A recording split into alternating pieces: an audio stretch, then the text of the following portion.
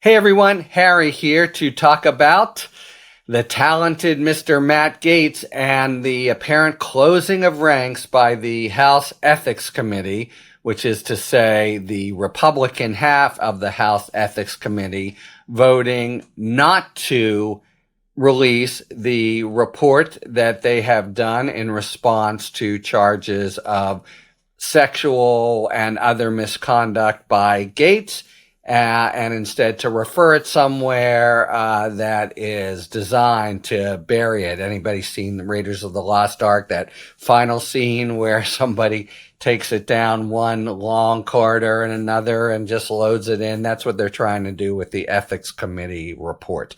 And the theory by Mike Johnson, Speaker of the House, is we don't want to set a bad precedent by releasing the report on somebody who's already left Congress.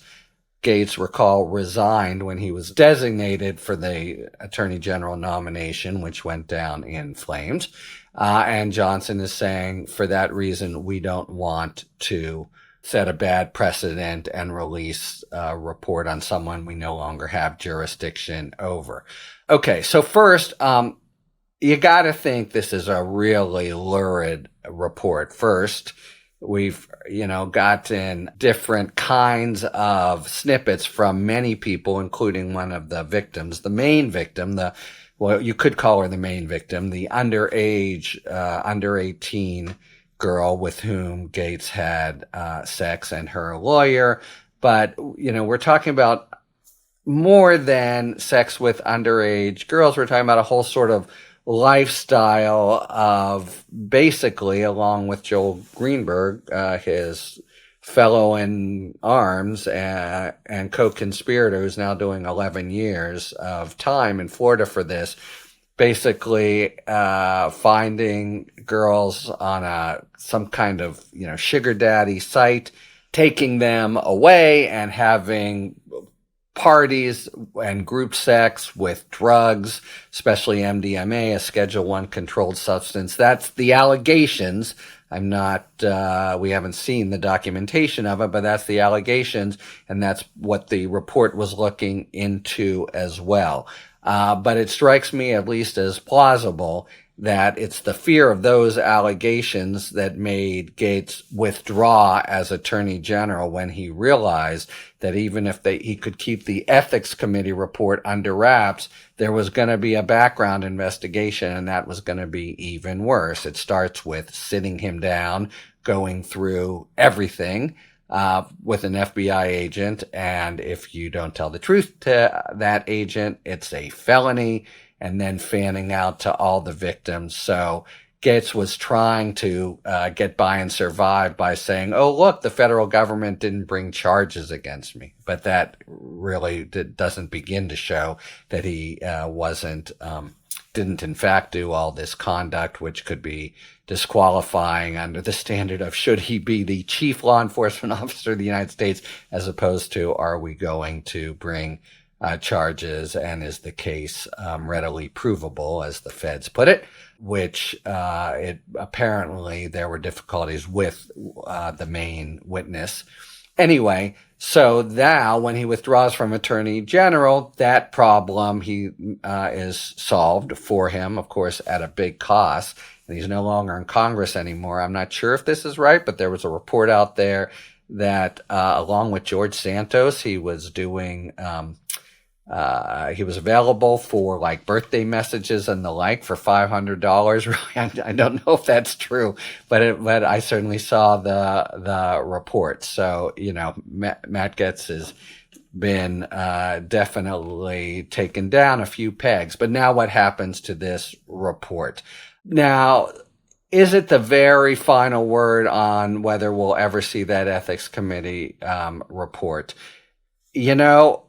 It would seem like the process has run its course in Congress. On the other hand, especially where Congress is concerned, there's just a way in which information seems to leak out. So many people can do it. So I certainly wouldn't rest comfortably if I were Matt Gaetz, thinking, well, this report will never see the light of day. And it feels a little different because of its prominence and its, impact on the whole process of choosing a cabinet and the like, that these allegations simply be buried to history. Maybe I don't want to be too reflexive about this. He's no longer up for AG. You can say that really it's no longer for sort of germane reasons of public policy or anything like that. There would have been an important story perhaps to try to report if he were going to lead an agency and someone who's been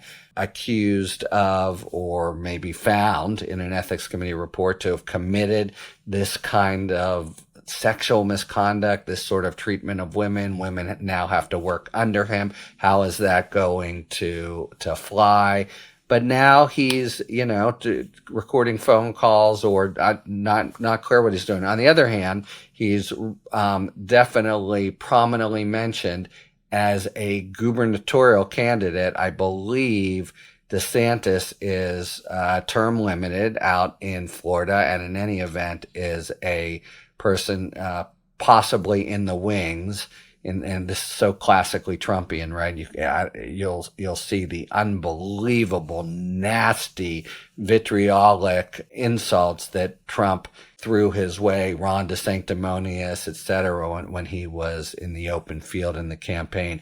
But now he may become his FBI director. In any event, if Gaetz becomes the gubernatorial candidate of Florida, the argument that the Ethics Committee report no longer has any kind of public pertinence, that the public should know, and that principle should overcome the general treatment of people who have left Congress. Well, that's going to be a fight, I think. And as I say, and I think, and this is a trend I'm not entirely comfortable with, things just have a way of leaking from Congress, and information or allegations kind of coming out.